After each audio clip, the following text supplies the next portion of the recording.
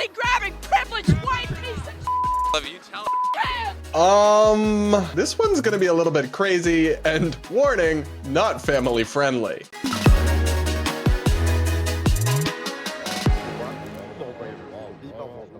Welcome back to the Brad vs. Everyone podcast, my daily show where I take on the craziest ideas from across the internet and across our politics, all from an independent perspective. Today, we're going to react to a hilarious and honestly kind of unhinged video from a YouTuber who I absolutely love, this troll comedian named NoCapOnGod, who goes to these political events and rallies and interviews people and just trolls them in the most insane way, where half the time they have no idea they're even being trolled. He went to a Kamala rally, and some of his interactions with people are jaw-dropping in so many ways. First, take a look at these clips where he got people to dance for abortion and dance for sex change surgeries for minors. Yes, seriously. I'm back and I am feeling the joy! Can we get a dance for abortion? Yeah. Can we get a dance for young children being able to get their sex change they want to? Yeah. Even if they have transphobic parents and don't need their permission? Yeah, I agree with that. We want abortions. Yes! We want lit up abortions. Yes. We want gay sex. Yes! We want transgender surgeries. Yes, we For children. For children. Yes, we do. For the kids in schools, we want to. Change your gender if you want to.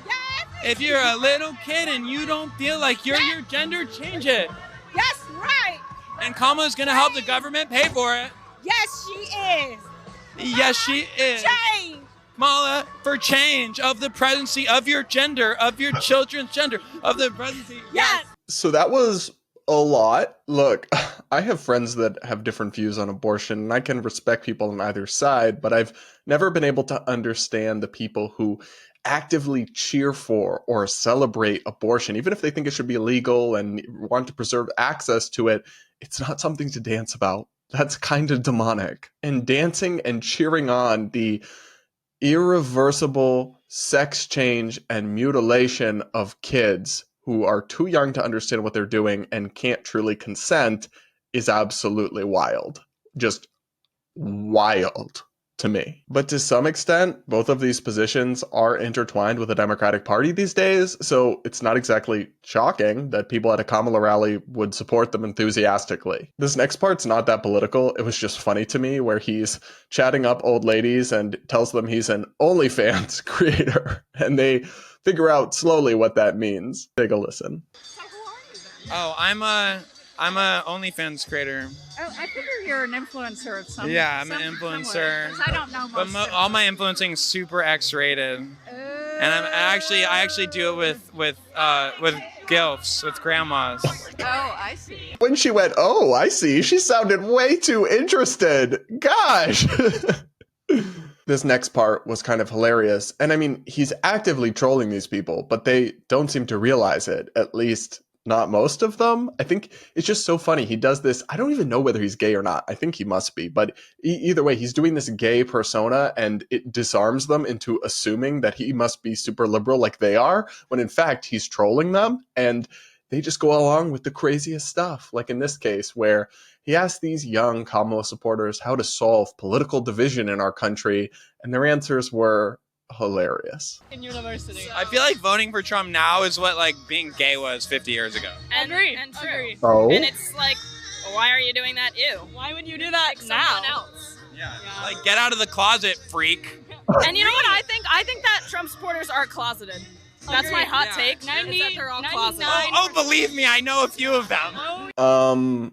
Pretty sure they were just accidentally homophobic, like reinforcing the idea that gay people are gross or whatever, and not exactly open-minded and tolerant towards their fellow Americans who disagree with them. But of course, these young people also have the solution for curing political polarization in this country. I mean, would you ever be friends with a Trump supporter? No. How do you guys think we should solve division in the country? That's a big question. I think everyone should just be given a free cat, and then everyone can be happy. You know what I think? I feel like if they just agreed with us, we would solve the division rather than being crazy. Yes, that works. Exactly. And people need to just accept that everyone is gay, too. Hello. So that bit was kind of sad to me that they wouldn't be friends with somebody just because they support Trump. I mean, I've talked about this kind of thing before, but this just like really close-minded, and people aren't one-dimensional, okay? Just because they have different values than you politically doesn't mean they're a terrible person, and you're actually robbing yourself of a lot of meaningful connections with people from different perspectives or walks of life that you could have. But no, you're too close-minded. You're going to only play with people who agree with you. It's kind of a sad way to walk through the world. But the irony of them all agreeing when he suggests, oh, well, we could end political division if they would all just agree with us, right? And like, they don't get that he's trolling them. He's pointing out the contradiction in their perspective, the inconsistency, their hypocrisy. And they're like, yeah, totally. Honestly, it's just chef's kiss. Now, my favorite part of this video is where he got several of the Kamala rally attendees, who are supposed to be these like progressives, to cheer on the military-industrial complex. Yes, seriously. For beautiful black women. Yes. For beautiful black women. For beautiful Indian queens. For beautiful Indian queens. For gay dudes, white for Harris. Yes, gay dudes, right? And for we- Harris. Lockheed Martin for Harris. Lockheed Martin for Harris. We love Lockheed Martin. We love Lockheed Martin, helping us assert our influences across the world. Yes, influence across the world. Yeah. So I think she would just cheer along with anything. I mean, some of these people are just NPCs. For like, we're doing influencing for like Raytheon. Okay. Like, because like Raytheon really supports Kamala Harris right now. Okay. Because she's much more pro supporting our brothers and sisters in the Ukraine. And so that's really good for our business, but it's also helping democracy worldwide, you know? Good work. Good work. You know what I mean? Yes. Yes. Yes. What's your opinion on Raytheon? Well, so I haven't done much research lately. I have seen it though advertised. Yeah, we do like, we're like defense contracting. We do like long range missiles and things like that, and like defense systems. Oh, well, it's critical. It's important Yeah, to to have fight good work. authoritarianism, and we're super aligned. Like that's why they hired me, because we're super aligned with like LGBT all across the world, and That's fighting great against to hear. Russia with our bombs, who's anti-LGBT. We don't need that. Yeah. So y'all are doing great work. So traditionally, progressives in the kind of Bernie Sanders school of thought hate the military-industrial complex. They hate Raytheon. They hate Lockheed Martin. They view them in some, honestly, to some degree correctly, as companies that collude with the government to enrich themselves while profiting off of unnecessary wars and all that kind of thing. And now, because he's like just saying they're pro-LGBT or pro-Kamala, these clueless people are just nodding along and being like, yeah, go military contractors. It's just funny. I mean, it's not that deep, but it just shows, I think, how a lot of these people have a very superficial knowledge of politics, and they'll just kind of nod along to whatever, which these aren't random people on the street who could perhaps be forgiven for not paying close attention to politics. These are rally goers these are supposed to be Kamala's diehards, and yet they don't seem super up to speed, to say the very least. Now, this last bit was kind of wild, where he confronts a Kamala supporter who seems like a normie, who does not seem very online, and accuses her of being transphobic for not agreeing that he can get pregnant. Take a listen. Are you saving democracy? I hope I am. Yeah. It's not up to me, but And would you get me pregnant? uh, Do you think I'd be good at being pregnant? you? Yeah. I don't think you can get pregnant, my friend. How, are you? No. You can't say that. Oh no. Yeah, no.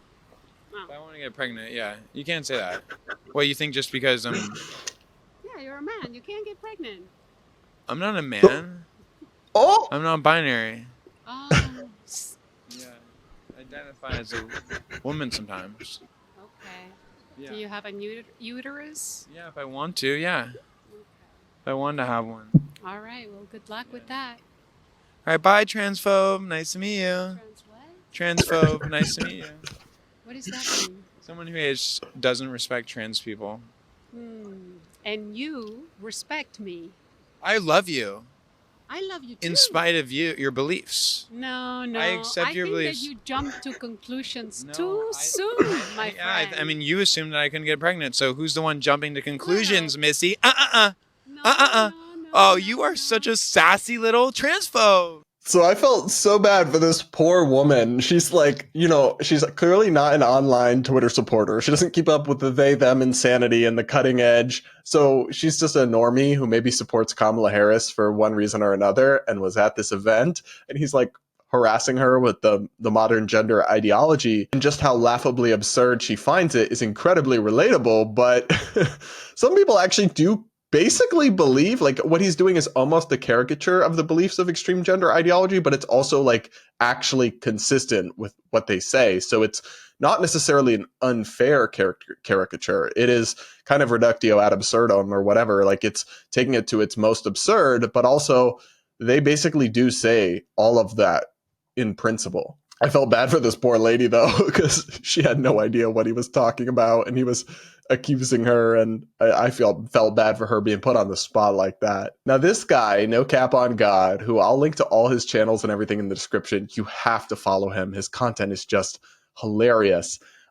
He also went to Trump's rally at Madison Square Garden and had some absolutely insane exchanges, both with protesters who were there and with some Trump supporters. So we're going to take a look at a few of those as well. In this first clip, he kind of makes fun of a gay Trump supporter who has a little mini tantrum. You're going to be happy if Trump wins? I am going to be overjoyed, overwhelmed, thrilled, so damn happy. And are you going to be sad if he loses? I'm going to be depressed as hell. How sad? Are you going to... I want to get the Are you on suicide? Are you going to leave the country? I want to leave the country, yeah, I do. Are you going to go to Canada? I know you're mocking me now. You're going to go to Mexico? I know you're mocking me. You're not going to go to America anymore? You have nothing anymore? better to do with your time than mock a gay man at a Trump rally. You have nothing better to do with your time. I love cock more than you do, so how dare you? Well, go suck some. Yeah, I will. Well, that escalated quickly. I kind of agreed with the interviewer guy. I know he's trolling, but like, give me a break. You don't, even if Kamala wins, you don't need to flee the country. America is still great. Our country will be fine. That I hate that when liberals say, oh, if Trump wins, I'm moving to Canada, and they never do it. And I'm going to roll my eyes at Republicans who say that kind of crap as well. And I will just say, the gay Trump supporters who invoke his identity, oh, you're making fun of a gay Republican. Give me a break. Shut up, snowflake. That's literally you're using identity politics as a shield to shield yourself from being ridiculed for saying something kind of silly and hyperbolic. That is actually the kind of behavior that we make fun of the Wi-Fi password community people for doing all the time. So better luck next time on that one. Another funny moment in this video was when some lady started yelling at him to repent. Jesus Christ is coming back soon. Repent for the kingdom of God. Can we just get an ETA though? Just an ETA. I'm talking into here. Yeah, Repent. rough ETA though. Can he wait till after Halloween though? Just because I like really invest in my costume. I just want to have a good night. You know what I mean? Like I'm gonna get my makeup done and everything, so I just want to make sure that. Don't wait until it's too late, though. Okay, can he wait till after Halloween? Don't wait until it's too late. I just don't know how he keeps a straight face with some of these people. It's admirable, honestly. Now, he talked to some of the protesters that were at the rally or outside the rally to protest Trump, and honestly, some of them came across as absolutely unhinged. What's your biggest obstacle in life right now? My biggest obstacle in life? Trump. Trump, absolutely. Oh? So Do you wake up and think about him? Yes, constantly, every day. Do you go to sleep and think about him? Yes, every day. Are you in love with him? I hate his guts. Hate and love, it's all in the heart chakra. It's all in the heart chakra, bro. It's all in the heart chakra. That is not normal. I don't care what your politics are. To have that level of obsession is absolutely unhinged. And if the biggest problem in your life is Trump, who's not even in your life, who's probably not even affecting your day-to-day in any meaningful way, you clearly don't have any real problems. In fact, you sound, to use the way the progressive often talk, incredibly privileged. This other lady had a mini meltdown at the Trump supporters. And it was really funny. That pussy grabbing privileged white piece of You tell you're pussy grabbing king. me any race, what would you be? If you could choose. Ask me stupid questions. Well, she seems lovely. Now, this final part of the video I'm going to play for you is by far the funniest of everything we've gone over today. Warning, it is very vulgar, but he joins in on these anti-Trump people's protests, but just starts echoing random things as well. Women matter! You have mothers! You have grandmothers! Eat ass! We matter! You all have a mother! Respect her! Rim jobs matter! This is about your mothers! You're disrespecting them! You are a disgrace to your mother if you vote for him! Rim jobs aren't gay at all! Oh my god. Am I like incredibly immature, or is that really freaking funny? They're just so serious about women and their mother, and he's just yelling out random sexual stuff. In all seriousness, though, if your view of politics is that simple, that just one side thinks women matter and the other side hates women, you're deeply naive and close-minded. And you're going to have to explain to me how so many women have very different political views than you and vote differently than you without calling them all self-hating or internalized sexism or whatever nonsense you want to use to dismiss their opinions instead of actually explaining why they're wrong. Anyway, guys, I wanted to share these videos with you to hopefully make you laugh on this Friday before we just enjoy the weekend, and because it honestly brought me some joy. I think this dude is hilarious. I love that he trolls everybody. He's an equal opportunity troll. He doesn't seem to actually have an agenda. He's just poking fun at everyone. I think he is so funny. Honestly, he's like my favorite viral person to pop up recently. So I'll link to all his channels in the description below. But anyway, thanks for coming along on this crazy ride and laughing along at all this stuff with me. Do hit that like button and comment with your thoughts. And before we wrap up today's show and take a break for the weekend, I'm going to read a few of your comments from yesterday's episode. One person writes, "Dear non-Koreans, for Halloween, if you want to dress up as me, I give you my full support. I mean, who wouldn't want to be a Korean, even if it's just for the day? We have the best K-drama, best K-pop, BTS, amazing culture, cool traditional clothes, and food. I would think of it as a huge compliment, but then again, I'm narcissistic, and I think everybody should be me. Happy Halloween." Yeah, especially like if costumes aren't done, if you're dressing up as something and it's not in a derisive or mocking way, I don't see what's wrong with it. I really don't. And also, I would love to go to Korea one day, South Korea. I don't think they let me into North Korea. And I think it'd be amazing. So maybe I will. Another person writes, "This TikTok video may be the second nail in Democrats' coffin, Biden's garbage remark being the first one." You know, I'd like to think that, but I think most of the people that saw that TikTok video probably believed it or thought it was mostly true and just ate it up, fish, hook, line, and sinker. So another person says, "As a person who has been punched in the face, words are pillows in comparison." Yeah, I completely understand what you're saying. And in fact, that's one of the reasons I object to this stuff. I think it's insulting to victims of actual violence to conflate that with you having your fifis hurt by mean words. Like, give me a break. Another person says, "Brad, what do you think of X's community notes? And do you think TikTok could benefit from the same kind of program or even an improved version?" I absolutely love community notes. I've been critical of some of the changes that Elon's made on Twitter, but I think that's by far the best one. I think it's great. It's not perfect, but more often than not, it fact checks correctly or points out important context. And also sometimes it's hilarious. Like they just use it to make fun of people in funny ways sometimes. I think TikTok could benefit from a similar feature, but it's tough because features like that are kind of crowdsourced. They're audience-based, and the audience on TikTok is not all, but a lot of it is people who are just as hinged as the left wing, just as unhinged as the left wing people posting the misinformation in the first place. So they probably just vote down the notes or put bad notes up. So I'm not sure it could really work, but I'm interested by the idea. Another person says, "Thank you. The people from the first segment sound like they have another symptom of TDS, Trump derangement syndrome, to consider. Hearing Samara say 7 days away from election, and then blame Trump." Okay, I'm not quite sure what that last part meant, but yes, I do think that people in the video have a severe case of Trump derangement syndrome. Another person says, "Hey Brad, fun question for Friday. How was your Halloween, and did you and your partner do anything special for the holiday?" Halloween was lovely. What we did was simply just stay home and hand out candy to all the kids who came across our neighborhood, because we, for whatever reason, just happened to be traveling the last couple of years since we've been homeowners. And this year we actually were home and got to do the Halloween experience, and it was really sweet seeing all the kids come up with their costumes, and it was great seeing kids all outside doing stuff, no screens, no tablets. It was quite fun, but we were just out on our porch handing out candy and relaxing after dinner and had a pretty chill night. Another person wrote, "Silence is violence. Words are violence. Pick one." That is such a good point that I wish I'd thought of before I made that video, but yeah, what an inconsistency there. Then again, consistency is not the woke people's strong suit. All right, everybody, that is it for this episode of the Brad vs. Everyone podcast. Thank you so much for tuning in. Please do make sure to subscribe if you aren't yet. Do hit that like button before you go, and do comment with your thoughts. Remember, I take the time to read the comments, and I pick a few to respond to in every episode. Plus, if you leave your comment with a super chat or a super thanks, I'll definitely respond to it on the next week's show on Monday. And with that, have a great weekend.